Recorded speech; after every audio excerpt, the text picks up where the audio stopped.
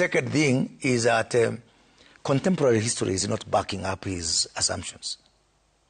Look at it this way. How so?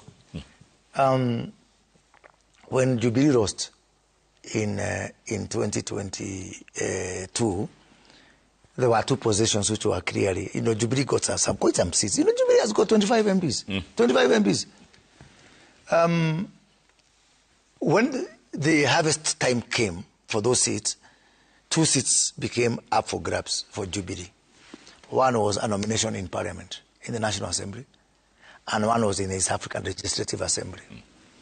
So Uhuru Kenyatta, in his wisdom, for the seat of nominated MP in National Assembly, he gave it to his blue-eyed girl that time, called Sabina Wajiro Cheke, nominated MP. I was with her today, a wonderful woman. And the one for Iala, for East Africa, I gave to Kanini Kega. Who was the first one to do a coup and declare party leader? And try to dispose Uhuru. Actually, Uhuru was saved by the court. Sabina. Who was the first one to declare himself Secretary General? Kanini Kega. The one which went for the seat that went to Iala. When the chips are down, these politicians, I know them, being one of them. Again, it will be every man for himself and God for us all. I say that and my good friend Hiji does not like it, but it's the truth. If, for him, God forbid, William Ruto comes back, those MPs, even if all of them are voted on DCP, my friend, they will be given a sticker for Gate A in State House, not even Gate D. Gate A is where people like me, who as former ministers and ministers, pass do not even get D. Oh. Yeah? Atatafuta mtu. In fact, I think Medu would declare himself the party leader of DCP. Yeah? First of all, Rigathi Gachagua will not be in that parliament. He will not be in that parliament. Yeah? Second thing is that it has happened. I mean, we've seen it all too many often.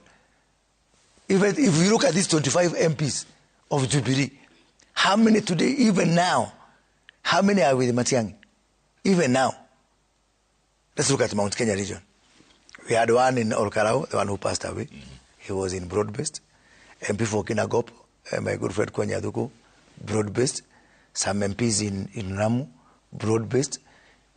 MP of some place in Northeastern, including the Senator of Garissa, broad-based. Aiden Canaan, broad-based. So again, it's okay, it's easy to hate me or dismiss what I'm telling you. But again, listen to two sets of facts. One, if a crocodile comes from the water and tells you that a whale has a toothache, who are you to doubt as Jeff Koinange? Do you live in water? I am a politician, I live there. Two, contemporary history has proven that to be the case. So this thing of knowing that the numbers are not adding up and the math is not mathing, and then you hold into this kind of, make-believe, fallacious belief that you are going to be a baba by holding to the MPs you have. These things is quicksand. It's shifting sand. It's very temporal, kind of consideration. But again, I could be wrong. You could be wrong. Yeah. Of which, let's go straight to Mount Kenya politics. Your opinion right now, your view. Is the mountain splitting? Is it moving? Is it exploding? What's happening in the mountain?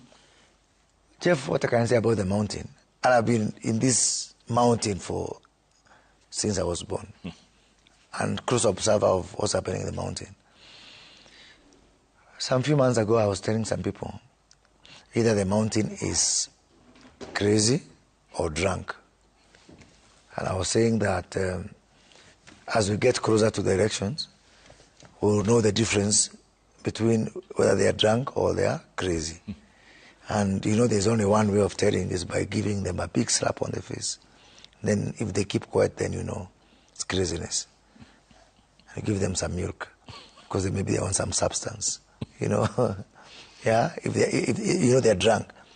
And if they continue, they are crazy, so you take them to some institution. But what I'm finding out is that some soberness is coming up. Some fair discussion is coming up. Today I was in Murang after quite some time for some funeral there. And the talk was the same from everybody. Let's have a balanced conversation from all sides. And we're not asking for uniformity or unanimity. We're just saying for an enterprising people, for such an enterprising region, it's only fair that we have a fair discourse and where we look at both sides of a discussion. And gracefully, I can tell you that I'm finding that more and more that's coming up. What are the numbers like at Central? You said the other day that they're not looking good. They're not looking good. First of all, from the point of view of voter registration, I've got the numbers. IEBC is releasing them every week. Every week I'm tracking. Mount Kenya region is, and talk about some 9 to 10 counties, is underperforming the rest of the country by around 20% in terms of expectation. In another, it's going to close on Tuesday. Today is Wednesday. So the jury will be out, and it will just show exactly what I'm saying, that the voter registration in Mount Kenya is underperforming the rest of the country.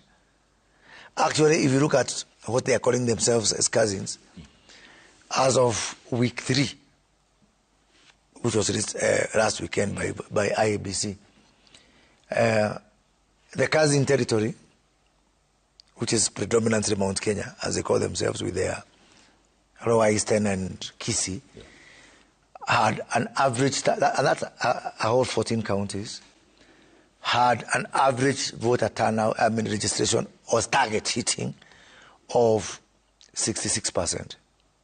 And the numbers were what, 2.37 million, or what was? No, the target now, we have registered 1.3 million as of last weekend. And out of them, 300,000 are from that territory. From what would be considered to be largely the broad-based territories. Yes, it's hard work spanning over 26 counties with an average performance of 78%. Good movie. Yeah. Kindiki, will he be retained? Maybe a big maybe. He has a mathematical chance. He has a mathematical chance of being retained. So maybe not. Maybe not. Maybe not. Fasten your seatbelt. Grab some popcorn. But he has a mathematical chance. But at the end of the day, who would be the likely candidate? Who would be the likely running mate, if not Kindiki? Well, of course, it will depend on the regional. And I always keep saying it's about those numbers, which I'm telling you, I carry numbers with me. It's not a love affair. All I can tell you, there's a reason that robbers rob banks, not churches. That's where the money is. Oburu Odinga wants to be deputy president. He has a mathematical chance. He also wants power. Power. Yes. So, it is, I think it's Gladys Wanga? You know, that will be second level of discussion. The first discussion will be regional. You like it or not? Yeah? You like it or not? You know, in 22, we were there, I was there. The first argument was Mount Kenya. Yeah. Then we came to the argument number 2, it's Mount Kenya West. Then number 3, who in Mount Kenya West. So the president knew it was Mount Kenya. Then he knew definitely knew it was the second decision, Mount Kenya West. That's what cooled Kidiki that time. That's how Kidiki portrayed, because it was Mount Kenya West versus East, because of the way it was that time. Then now within Mount Kenya West, we had our own, family fights within Mount Kenya West. We had Waigurus of this world who are also interested. We had Dedes of this world who are also interested. It's not going to be different. So it's not about Gladys and Oburu and Kidiki and all that. It's not going to be personal. It's not personal. The first discussion will be region. And the consideration of region is where the votes will come from, or where William Ruto will perceive that the votes will come from. But that just shows... I told you, if it is not about maths, robbers will be robbing churches, not banks. That just shows how tribal we are. We are there. Sadly, we are there. Sadly.